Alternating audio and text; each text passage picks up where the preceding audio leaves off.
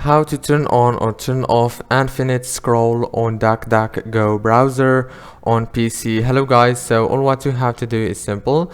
Go to DuckDuckGo browser. This is the home page as you can see right here. Now all what you have to do is so simple and easy.